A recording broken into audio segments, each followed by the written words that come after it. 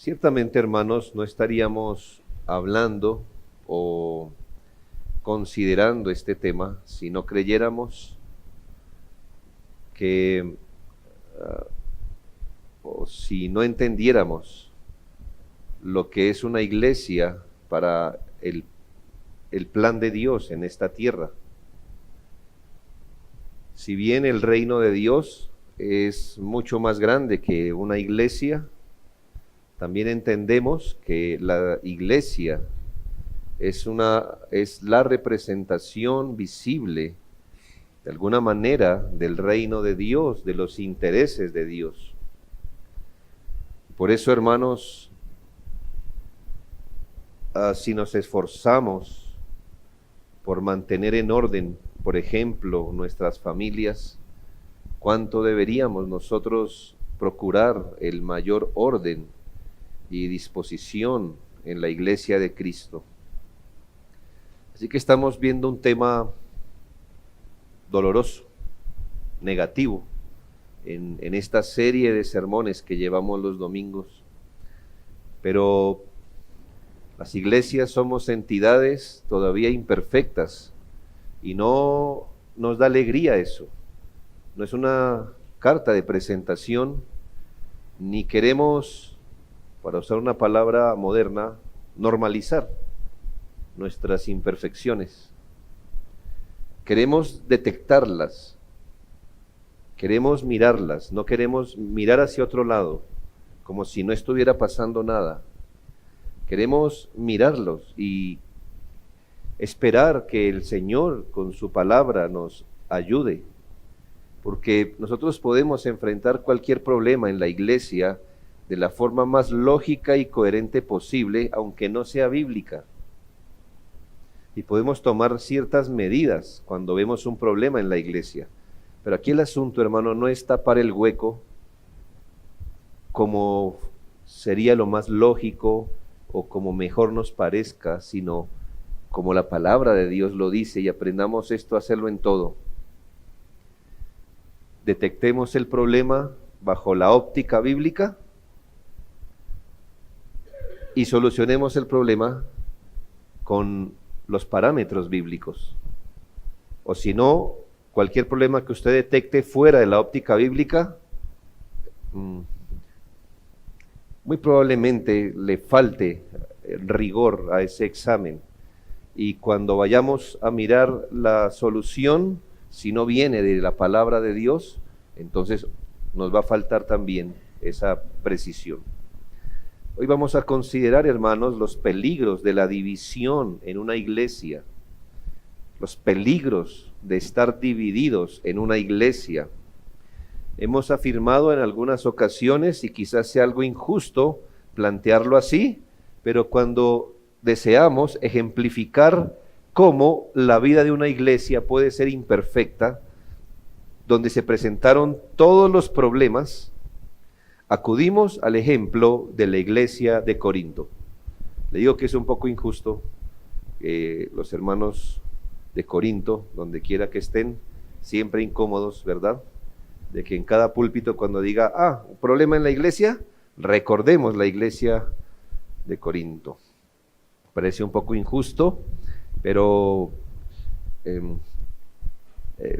a veces se usa esto, porque le comprobaré que había mucha imperfección allí, pero no era la única iglesia con fisuras. Y debemos a veces ser cuidadosos cuando oramos, Señor, queremos ser como una iglesia del primer siglo. ¿Cuál? ¿Corinto? ¿Éfeso? ¿Tesalónica? ¿Colosas? ¿La Odisea? No, hermanos, lo que deberíamos pedir es, queremos ser una iglesia conforme al Nuevo Testamento. No al primer siglo, hermanos, porque Corinto no era la única iglesia con fisuras. Cuando nos acercamos a la palabra de Dios y leemos las cartas a esas iglesias, o que se dirigieron a esas iglesias, podemos más o menos entender que tenían muchas fisuras. Por ejemplo, en la iglesia de Roma había tensiones entre judíos y gentiles, no solo a nivel de la doctrina de la justificación por la fe, sino de la convivencia entre hermanos, que este malentendido producía. Por ejemplo, la iglesia en Galacia enfrentaba el terrible peligro del legalismo y la distorsión del evangelio, a lo que se sumaban disputas y carnalidades. El apóstol dijo: mire a ver si no se rasguñan y muerden y se comen entre ustedes. La iglesia de Éfeso tenía problemas de unidad y edificación en la iglesia por causa de desconocer su identidad en Cristo, lo que les arrojó a diversos conflictos pecaminosos. ¿Por qué, por ejemplo, el apóstol en Efesios diría: apártense de... ¿Por qué? Porque en estas iglesias se presentaban estas cosas. En la iglesia de Filipos se devela que había conflictos internos y la necesidad de humildad y unidad para poder vivir de una forma honrosa al evangelio. La iglesia de Colosas enfrentaba una herejía que amenazaba la suficiencia de Cristo, que además les llevaba a poner la mira en las cosas de abajo y mostrar carnalidad. En la perseguida iglesia de Tesalónica se daba ocasión para el pecado, el desánimo y para la confusión sobre el tema de la segunda venida de Cristo, que hizo que muchos en la iglesia misma dijeran: bueno, como estamos esperando la segunda venida de Cristo, ¿como para qué trabajamos? Lo que pasa es que otros decían: yo también estoy esperando la segunda venida de Cristo, y trabajaba y tenía que darle al que no trabajaba. Y eso hizo salir disputas. Esto lo digo, hermanos, cuando le hablo de las iglesias del Nuevo Testamento, jamás para justificar el pecado, hermanos. Lo que estamos es dando un diagnóstico, no animando a que esto se haga, y que ninguno de nosotros en ningún momento, por favor, llegue a pensar que como eso pasó en esta iglesia, eso nos concede un salvoconducto para repetirlo aquí, o que aun si no nos pasara nada de lo que pasó en las iglesias del primer siglo, pero tenemos nuestro propio problema en la iglesia, nos justifiquemos de alguna manera y miremos con cierta complacencia un pecado por decir: todas las iglesias pecamos. Yo sé, hermano, que todas las iglesias pecamos, así como todos nosotros nos enfermamos, y eso no significa que vamos a buscar nuestras enfermedades o que cuando las detectemos no las vamos a tratar. Que algo sea común, que algo sea cierto en algún contexto específico, no nos dice que lo busquemos o lo justifiquemos. Antes, cuando la Biblia nos habla de los problemas que surgen y sufrimos las iglesias, es para mostrarnos y para enseñarnos, y nos da además principios para poder salir de esto y glorificar a Cristo, que es la cabeza de la iglesia. Pero hablemos de la iglesia a los Corintios. Hagamos un ejercicio con sus Biblias abiertas, por favor, porque quiero que usted vea lo siguiente en 1 Corintios. Y aunque los títulos agregados por el editor a veces no concuerdan, quiero que nos guiemos por esos títulos pequeños. Ahí usted lo va a ver en negrilla. En 1 Corintios podemos advertir que esta era una iglesia particular, con problemas diversos, problemas a todo nivel. Si usted se ubica en el capítulo 5, vamos a guiarnos por los títulos, no inspirados obviamente, pero ahí están. En el capítulo 5 usted puede ver que ellos enfrentaban un caso de inmoralidad que no se había disciplinado. En el capítulo 6 verá conflictos entre hermanos llevados a los incrédulos y el uso de las cosas lícitas para el pecado. Esto es que hermanos tenían algunos conflictos entre ellos y no los podían resolver entre ellos, entonces camine al juez de familia o camine a la alcaldía o lo que sea. Ya, estoy poniendo en términos de hoy. Y el uso de las cosas lícitas para el pecado. En el capítulo 7 usted puede notar los problemas que se enfrentaban problemas matrimoniales en la iglesia y el mal uso de la soltería. En el capítulo 8 tenemos un conflicto con la idolatría, la dieta relacionada con la idolatría, la libertad cristiana y la falta de amor. En el capítulo 9, los problemas con un mal entendimiento del liderazgo y la falta de honra bíblica hacia ellos. En el capítulo 10, el problema nuevamente con la idolatría y los motivos de conciencia. En el capítulo 11, la confusión de roles entre hombres y mujeres, que desembocó en un asunto de orden en la iglesia, y además el problema de la pecaminosa participación de la cena del Señor, donde Dios había traído juicio. En el capítulo 12, el desorden en el uso de los dones y de una visión poco clara de lo que es el cuerpo de Cristo. En el capítulo 13 se enfrenta el problema de la falta de amor en el uso de los dones para el trabajo en la iglesia. El capítulo 14, el desorden en las reuniones de la iglesia que había traído esa falta de entendimiento. Y finalmente en el capítulo 15 se enfrenta el problema de una herejía acerca de la resurrección y el fin de los tiempos. ¿Lo vio? Con sus propios ojos. Por eso decimos, cada vez que algo pasa en la iglesia, seguramente le pasó a los corintios también, de alguna manera. Ahora bien, habiendo hecho este ejercicio, si nosotros hubiéramos tenido la oportunidad de saber de todos estos problemas que enfrenta la iglesia a los corintios, si hubiéramos tenido esa información de primera mano, eso es lo que estaba pasando. Es más, se nos da un reporte, una tal familia de Cloé, hablan con usted y le dicen, está pasando esto en la iglesia de Corinto. Y si usted hubiese sido uno de los principales guías de esta congregación, con esas falencias a todo nivel, y aún con el peso de ver que por muchas de estas cosas estaban experimentando la disciplina divina, creo que usted tendría dos preguntas principales en mente. La primera, ¿cómo habíamos llegado hasta aquí? ¿Qué tuvo que pasar para que una iglesia tenga problemas a todo nivel? ¿Cómo llegamos hasta aquí?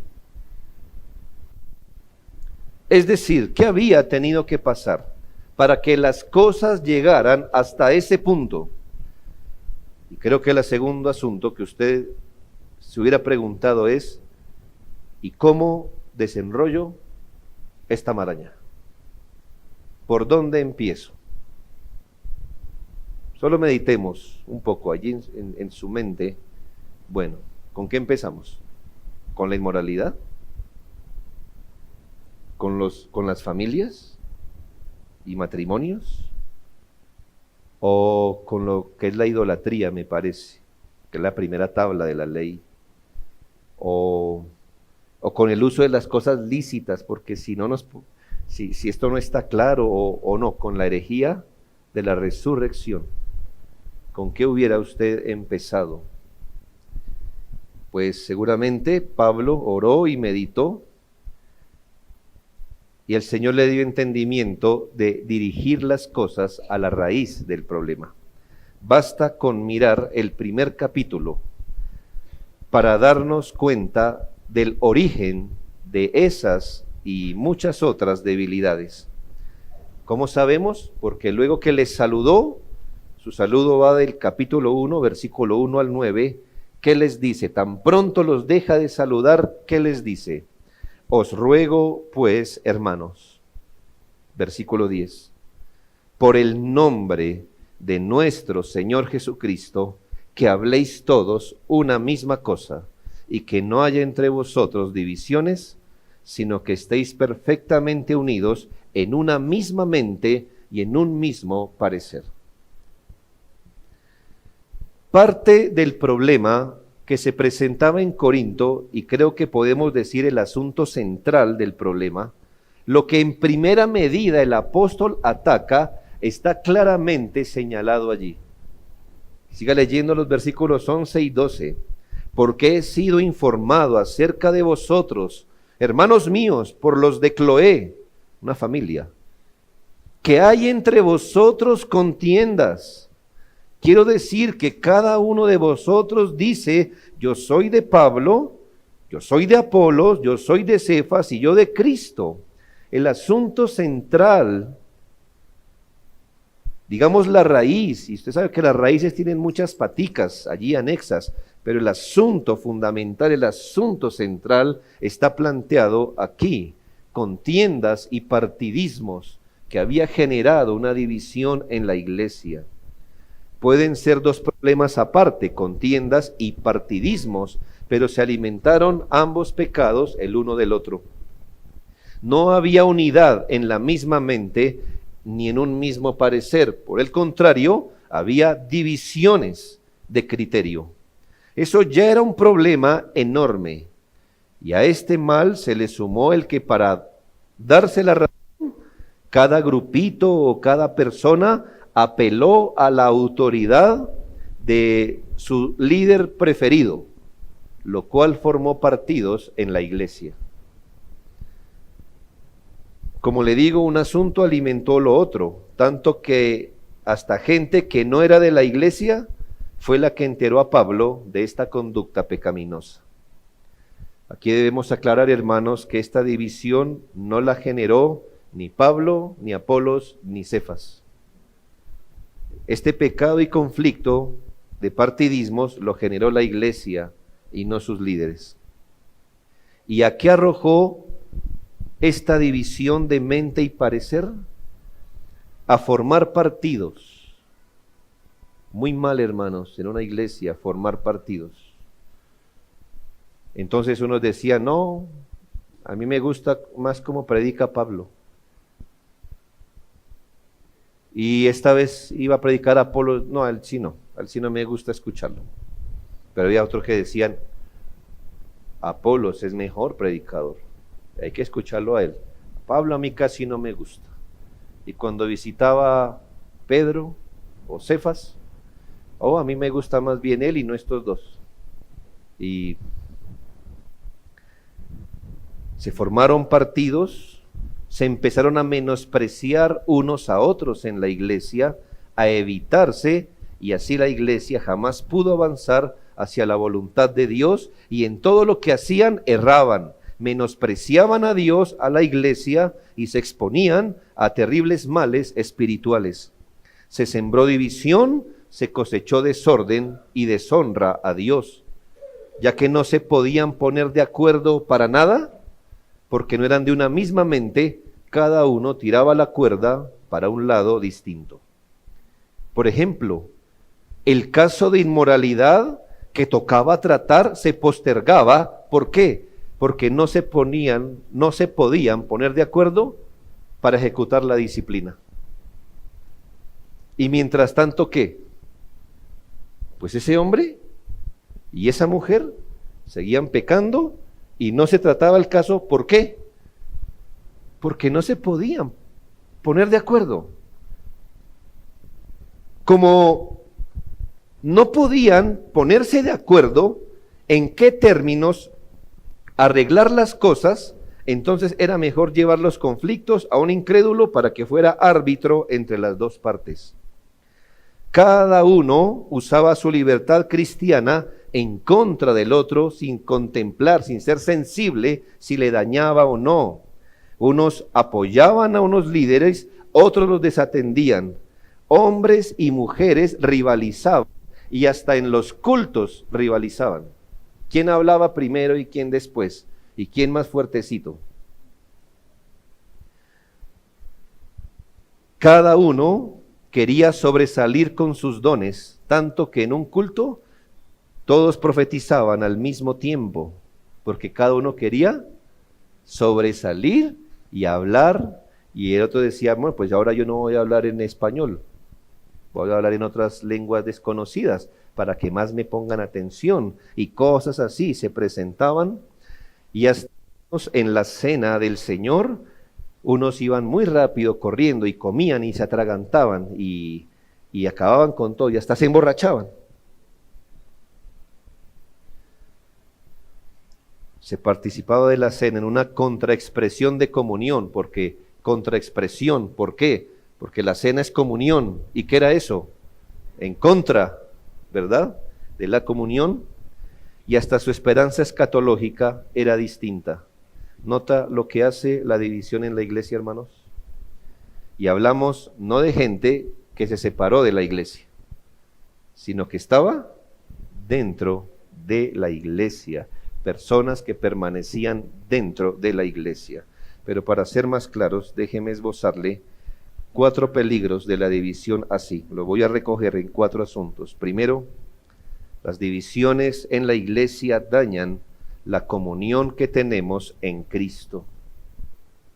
Las divisiones en la iglesia dañan la comunión que tenemos en Cristo. Habíamos hablado en enseñanzas pasadas de los niveles más profundos en los que estamos unidos. Según Efesios 4 al 6, los niveles más profundos en los que una iglesia está unida es un cuerpo, un espíritu, un llamado, una misma esperanza, un Señor, una fe, un bautismo y un Dios y Padre. Ya que estamos unidos de esa forma o en esos niveles profundos, gracias a eso es que se dan a luz las expresiones visibles de unidad, como perseverar juntos, aprender juntos, congregarnos juntos, comulgar juntos, orar juntos, comer juntos, compartir nuestras cosas y más. ¿Qué ocurría o qué ocurrió cuando en algún sentido el centro de esos fundamentos se movió? ¿Qué ocurrió cuando en la iglesia a los Corintios, o la iglesia de Corinto, movió el centro de esas cosas? Cuando ya no se buscó la unidad en los niveles más profundos, cuando se movió el centro, el eje de allí, pues hermanos, la comunión se dañó. Al momento, hermanos, que empecemos nosotros como iglesia a pensar en categorías no bíblicas, sino personales, sentimentales, pragmáticas o lo que sea, cuando movemos nuestra esperanza, nuestras fuentes de información y verdad, dañamos la comunión. Piénselo un momento. Cuando movemos el eje, nos vamos a caer. No hay ninguna duda de eso. Por eso, hermanos, cualquiera que sea una máquina, un carro, lo que sea, cuando se descentra un eje, en lo que sea, es necesario inmediatamente rectificarlo. Porque si el asunto no está girando en el eje adecuado, se daña de la peor manera que usted no imagina. Al momento que nosotros como iglesia empecemos a pensar en categorías no bíblicas, estamos moviendo el eje, porque dice la Biblia, una sola fe, una misma doctrina. Pero cuando movemos el eje, cuando unos empiezan a pensar en una sola fe y en otros en otro fundamento, hermanos, ¿qué vamos a dañar? La comunión, porque mientras una persona va a estar pensando en qué dice la Escritura, la otra va a estar esperando o pensando en me parece, en yo siento, en yo lo veo, es que pensé. ¿Sí ve, hermanos? Esas no son las categorías, porque entonces nunca nos vamos a empatar en las cosas. Deje de pensar en categorías bíblicas y empiece a pensar en categorías personales, en opiniones y hasta sentimentales. El Dios de este siglo del sentimiento. Yo siento. Y como que eso acaba con cualquier discusión, porque si usted siente algo, ¿quién le dice qué? Es que yo no me siento amado. Usted puede ser consentido, pero no me siento, y usted lo hace verdad, porque hoy lo que usted sienta, eso es lo que es verdad. No hay verdades objetivas, sino que la verdad es su verdad. No podemos ser una iglesia en esas categorías de entendimiento. Es que no me aman. Bueno, un momento. Pensemos en categorías bíblicas. ¿Qué es amar? ¿Y cuáles son las expresiones del amor? ¿Ve? Y cuando nos empezamos a pensar en categorías bíblicas, entonces usted quizás diga, no, a mí sí me aman. Lo que pasa es que yo quiero ser mimado. Ah, bueno, eso es mejor que lo acepte.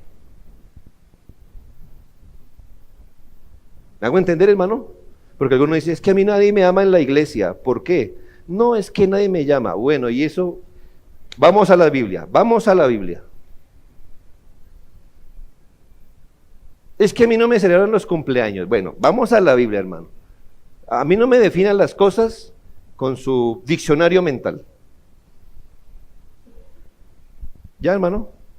Es que no me invitan a las tardes de café o de pizza. Bueno, no, aquí no pasa eso, pero entiéndame el recurso que estoy usando. Y por eso no me aman. Bueno, hermano, entonces pensemos en categorías bíblicas. ¿Ya?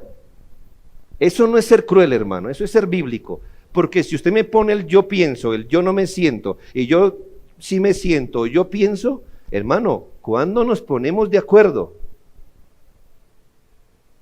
Ah, ¿qué es amor? Bueno, que se ore por mí. ¿Se ora por usted? Ah, sí, Señor, sí. ¿Qué es amor? Aún decirle la verdad es amor. Entonces, ¿se le ama? Sí, muy bien. Cosas por el estilo, hermanos. Cuando se mueve el eje, dañamos la comunión. Ahora en la iglesia, los hermanos, en la iglesia Corinto, no querían escuchar la verdad, sino la que viniera a través de su líder favorito. Yo recuerdo que al inicio de nuestra iglesia, que estoy en modo historia, entonces cosas me han venido a la mente, ¿verdad? Había un grupito de personas queriendo poner en el ranking de líder a cierta persona, y me llamaba mucho la atención que cuando otro predicaba, miren, pero cuando esa persona que querían poner de líder predicaba, era amén, gloria a Dios, sí Señor. Sí, hermanos, engañan a los ojos incautos, pero no a los experimentados.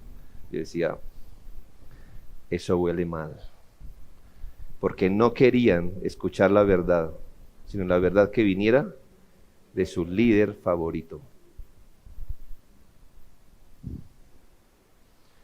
Ahora, hermanos, es verdad que en una iglesia vamos a tener un oído más hacia distintos dones, pero eso no quiere decir que rechacemos la verdad y que nos volvamos partidistas, porque si esto ocurre, hermanos, que Cristo se glorifique quitando a los líderes. Escuche lo que dije, porque si usted se quedó en el medio, es mejor que Dios quite el medio para que usted mire a Cristo. Y Dios es experto en derribar los ídolos. Se los derriba, hermano, se los derriba. Ahora habían prevenciones y contiendas. Las reuniones de la iglesia, dice Pablo, era para lo peor. En la misma cena del Señor había individualidad, egoísmo, había soberbia y menosprecio. Al dividir la misma mente que debemos tener, al dividirse en distintos pareceres, la comunión se fracturó.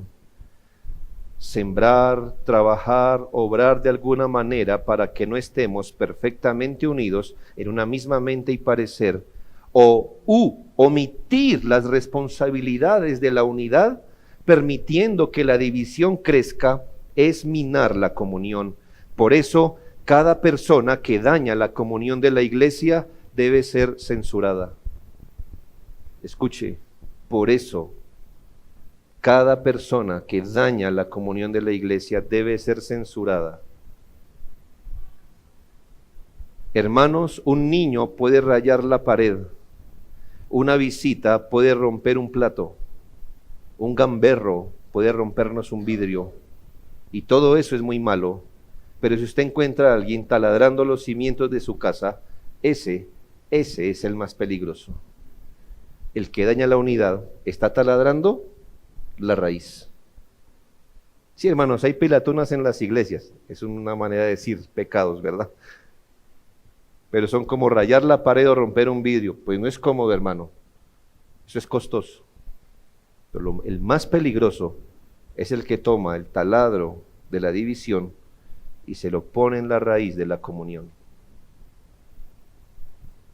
Segundo peligro, las divisiones en la iglesia neutralizan el trabajo que debemos hacer.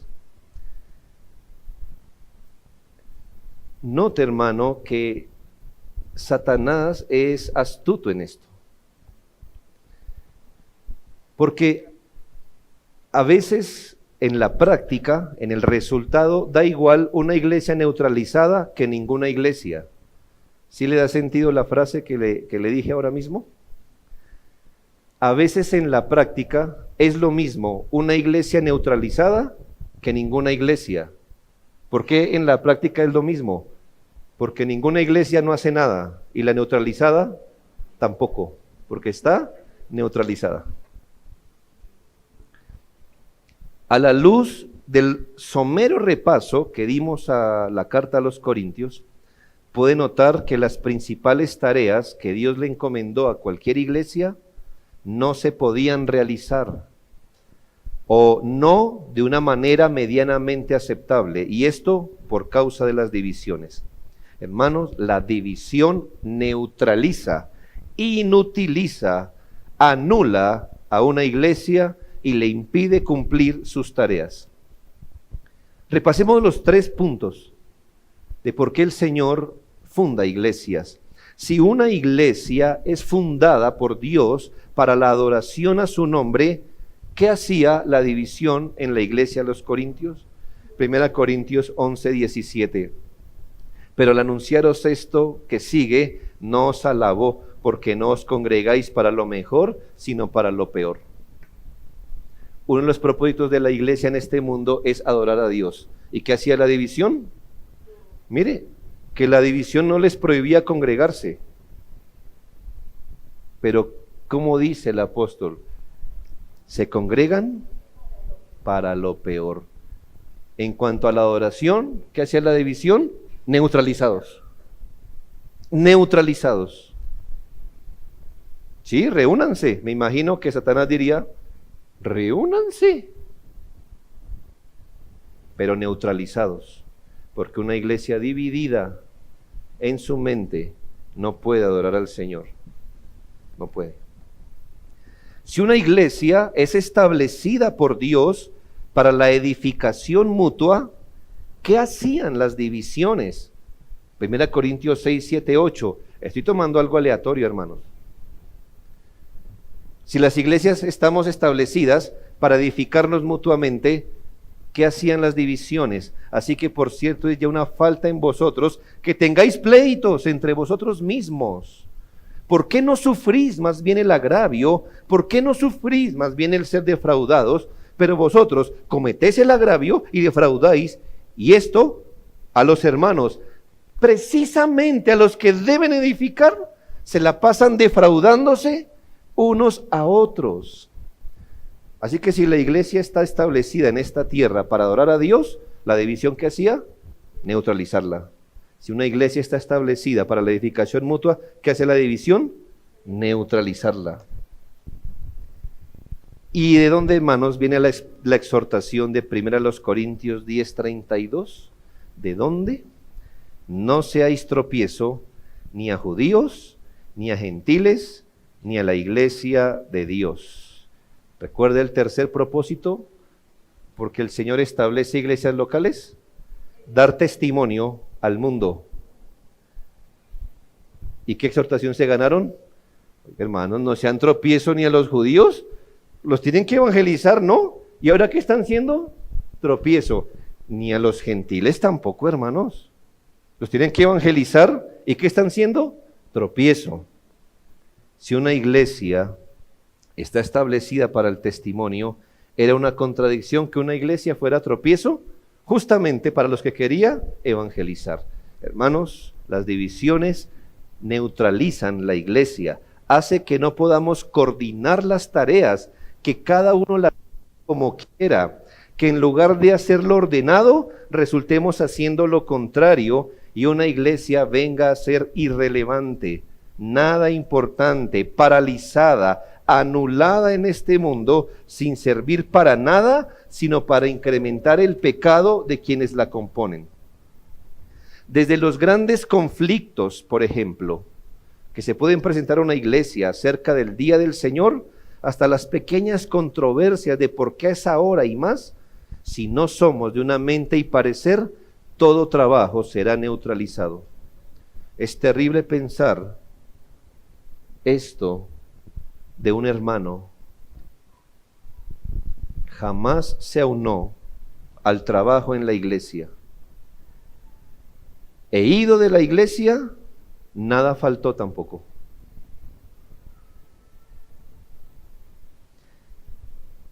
Dejó el mismo vacío que deja si usted mete su mano en un balde con agua y luego lo saca. Mientras estuvo aquí, lo único que hizo fue ocupar un espacio. Y cuando se fue, nada faltó. Un hermano divisor es un hermano neutralizado. No puede hacer lo que Dios le mandó a hacer. Por ese motivo, cada persona que obra para neutralizar el trabajo de la iglesia debe ser fuertemente reprendida. Tercero, las divisiones en la iglesia dañan el testimonio que debemos dar. Hermanos, yo creo que todos nosotros lo entendemos. Es obvio y no debemos rehuir de esta responsabilidad social que tenemos. Aún recuerde un tiempo cuando usted no era del Señor, cuando usted miraba las iglesias de lejos. Así usted no compartiera la fe, así usted dijera, nunca quiero ser un cristiano, nunca quiero ser eso. En esa época, ¿usted qué esperaba al menos de una iglesia? Que algo fuera distinto con ellos. Usted nunca esperaba, así usted no compartiera eso, pero usted nunca esperaba que una iglesia fuera, usted no sabía ni siquiera esa palabra, pero se la voy a decir, que una iglesia fuera de mal testimonio. Usted no sabía cómo era eso, pero usted no tenía esa expectativa. En Juan 17, 20, 21 y 23, el Señor dice esto, el Señor Jesús, quien es jefe, presidente de la iglesia, mas no ruego solamente por estos, sino también por los que han de creer en mí por la palabra de ellos, para que todos sean uno, como tú, oh Padre, en mí y yo en ti, que también sean uno en nosotros. ¿Para qué? Para que el mundo crea que tú me enviaste. Versículo 23, yo en ellos, tú en mí, para que sean perfectos en unidad, para que el mundo conozca que tú me enviaste. Quiero que sean uno para que sean de buen testimonio. Quiero que sean uno para que el mundo crea. Quiero que sean uno para que su testimonio sea relevante. Entonces, es obvio, si lo mira desde su contraparte, es obvio que cuando una iglesia está dividida, no será de buen testimonio ni a otras iglesias ni al mundo. Considere, vamos a hablar de los Corintios, considere qué buen testimonio tendría una iglesia que por no ponerse de acuerdo permitían en la iglesia que un señor viviera con su madrastra. Cosa, dice Pablo, que ni aún se nombra entre los gentiles. ¿Qué testimonio tiene la iglesia de eso? Cuando eso, entre las personas del mundo, ¿qué hubiera hecho? Pero se permitía en la iglesia, porque no se ponían de acuerdo. ¿Qué testimonio tenía una iglesia en la que unos se defraudaban y no podían resolver sus asuntos entre ellos y acudían a los incrédulos para resolver las cosas? ¿Qué testimonio pudo ser eso? Algo así como que un juez de familia, bueno, cuénteme, ¿qué pasó? No, es que yo le presté un plato y no me lo devolvió. Dos cristianos se pueden poner de acuerdo en cómo resolver las cosas, que les tocaba ir a quejarse a los incrédulos. ¿Qué pensaría el hombre incrédulo que los atendía? Oiga, esta gente sí, ¿ah? Y es lo que amaos, es que dice el nazareno, que amaos. ¿Amaos de qué? ¿No se pueden perdonar ni un plato roto? Son cuestiones entre ellos. ¿Yo qué tengo que ver en eso? Qué mal testimonio, hermanos. ¿Qué testimonio daba una iglesia si algunos pensaban que la redención era para el alma y no para el cuerpo, y por eso se daban a la inmoralidad? ¿Cómo sabemos eso? Pues usted puede mirar el capítulo 6, versículo 13. Un momento, el cuerpo no es para la fornicación. Algunos estaban diciendo, todo me es lícito. No todo, hermano, no todo. El pecado no es lícito. No. El punto es qué testimonio puede dar un fornicario siendo parte de la iglesia diciendo, bueno, de aquí vive una unión libre, sí, bla. Cristiano. ¿Cristiano de qué? Si todavía en el mundo se casan, un cristiano va a vivir en unión libre. ¿Qué testimonio daban si no se honraba el matrimonio? Si los esposos se dejaban por cualquier motivo, o si la mujer se empoderaba, o si se participaba de la idolatría. Imagínese un idólatra de pies a cabeza, convencido de su ídolo, comiendo comida sacrificada al ídolo, y al lado comiendo con el cristiano, que decía, relajado, tranquilo, no pasa nada. Bueno, sí, en un sentido no pasa nada, pero, dice el apóstol, pero, ¿qué pasa? Debido a que no eran de una mente, no querían aunarse en una misma enseñanza y en un mismo sentir, y la iglesia estaba dando muy mal testimonio. Cuando un creyente se aparta de la misma doctrina o de las mismas prácticas para seguir su propio camino, echará agua sucia sobre el buen testimonio de quienes por la gracia de Dios procuran la fidelidad. Se lo vuelvo a decir, hermano, porque es una responsabilidad comunitaria que tenemos todos nosotros.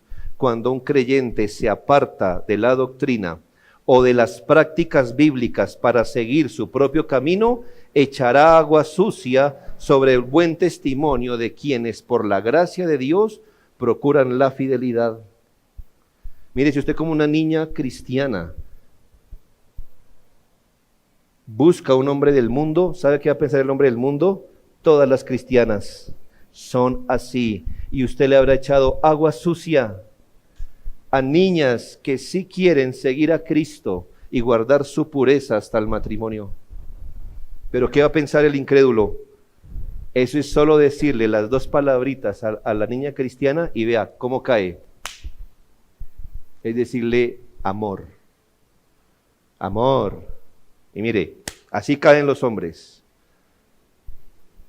¿Y qué piensa una niña no cristiana? Todos los hombres son iguales, sean cristianos o no. Y le habrá echado agua sucia al varón que ora, al soltero que está orando y está buscando al Señor, para honrar al Señor con un matrimonio recto. Y es que los incrédulos no dirán: he aquí un miembro de la iglesia inconsecuente entre lo que aprende y practica debido a su pecado remanente no mortificado. No, un no creyente nunca razonará así. Un no creyente dirá: en esa iglesia se permite, en esa iglesia se enseña. Por lo cual cada persona que daña el testimonio de una iglesia debe ser amonestada duramente. Y finalmente, hermanos, las divisiones en la iglesia al final la destruirán. Las divisiones en la iglesia al final la destruirán. Y cuando digo la destruirán, esto es, no importa si la puerta continúa abierta y si los cultos se siguen realizando por décadas. Hay iglesias así, hermanos, donde se puede decir, para guardar la metáfora de Ezequiel, el templo está ahí, pero la presencia de Dios se alzó y se fue. ¿De dónde sacamos que las divisiones en la iglesia al final la destruirán? Marcos 3, 24 y 25. Si un reino está dividido contra sí mismo, tal reino no puede permanecer. Y si una casa está dividida contra sí misma, tal casa no puede permanecer. Sí, hermano, usted puede orar, ayunar y haga lo que quiera, pero si siembra la división en la iglesia, esa casa no va a permanecer. Ay, por eso debemos dar gracias a Dios que Dios, al menos a través de los hermanos de Chloe, enteró a Pablo y Pablo dijo: bueno, hermanos, aquí hay que parar esto. ¿Me hago entender? Si no se hubiera detenido la división, no hubiera habido una segunda carta a los Corintios, es lo que le digo. Entonces, hermanos, una iglesia dividida contra sí misma, ¿qué? Completemos el versículo. Una iglesia dividida contra sí misma no puede permanecer. La palabra eclesía significa aquellos que han sido llamados fuera, pero también significa asamblea, reunión, congregación. Palabra eclesía, iglesia. Asamblea, reunión, congregación. De manera que una iglesia dividida es tan contradictoria como una docena de 4 elementos.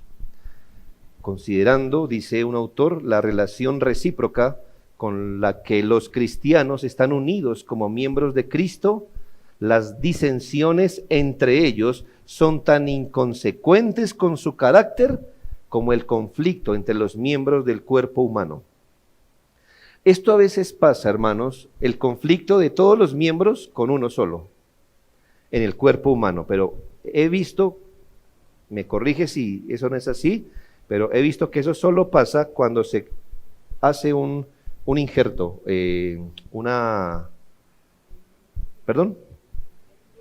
Sí, cuando se pone un miembro que no es natural de allí. Trasplante, gracias. Esa creo que es la única ocasión donde todos los miembros del cuerpo, como le hacen gavilla, ¿verdad? Y no pega, hermano. Y a veces lo rechaza. Pero regularmente imagínense un miembro, los miembros de su cuerpo desechando a uno. O sea, todos contra el corazón o vamos todos contra el estómago. No, hermano, no puede ser. Esto no pasa así. Las divisiones entre cristianos son tan inconsecuentes, dice Hodge, como el conflicto entre los miembros del cuerpo humano. Una iglesia que no es de una misma mente y parecer está destinada a errar en todo y al final, al no encontrar en qué otra cosita errar, desaparecerá como iglesia, aun si sus puertas siguen abiertas por años, vindicando así la palabra de Dios. La unidad en la iglesia es un activo que no solo nos habilita para hacer todas las cosas que Dios nos ordenó, sino que nos mantiene como iglesia. Id a la unidad, id a la iglesia y sus tareas. Por eso ningún hermano sensato verá los atentados hacia la unidad como algo trivial. Un verdadero hermano no mirará para otro lado, ni se encogerá de hombros y dirá: el problema no es mío. Mientras yo vaya, escuche la predicación y nadie se meta conmigo, nada está pasando. No, hermanos.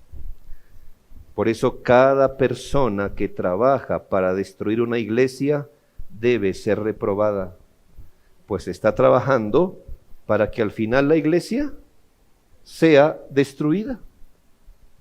Usted puede ver con más nitidez, y haga ese ejercicio, el verdadero motivo por el que personas se van de la iglesia cuando se van. Hay gente que salen tranquilos, salen reposados, salen con otros motivos, pero quien saliendo de la iglesia procura destruir la iglesia, ya sabe usted exactamente cuál era el motivo que siempre lo había acompañado, porque por sus frutos, no por sus cartas, no por sus estados de WhatsApp, no por lo lindo. Uy, hermano, yo he encontrado unas cosas hermosas en Facebook, yo me quedo casi que quisiera hacer devocional con eso que ponen.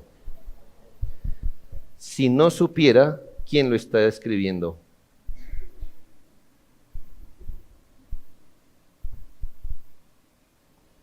Hermanos, no es por su Facebook los conoceréis, por su fruto, por lo que muestra lo conoceréis. Quiero terminar dirigiéndome a todos ustedes, hermanos, y amigos también, y asistentes. Lo que acabé de enseñar hoy es lo que creemos en esta iglesia. Es lo que creemos. Esto hace parte de nuestra fe y práctica. Y por eso oramos y trabajamos. Y a veces, como esta tarde, uno de los ancianos tiene que pararse delante de ustedes para aceptar que el testimonio de esta iglesia ha sido manchado por varios de sus asistentes regulares. No me enorgullece hacer lo que estoy haciendo. Pero alguien debe dar la cara, ¿no? El testimonio de esta iglesia ha sido manchada por algunos asistentes regulares, con los que probablemente usted conoció y con los que trató. La gloria de Dios en la iglesia ha sido nublada. Como pastores de esta iglesia, lamentamos y pedimos perdón públicamente si algunas actuaciones de personas que asistían a nuestra iglesia y han salido les ha afectado. Si usted está afectado por eso, díganos cómo podemos ayudarle.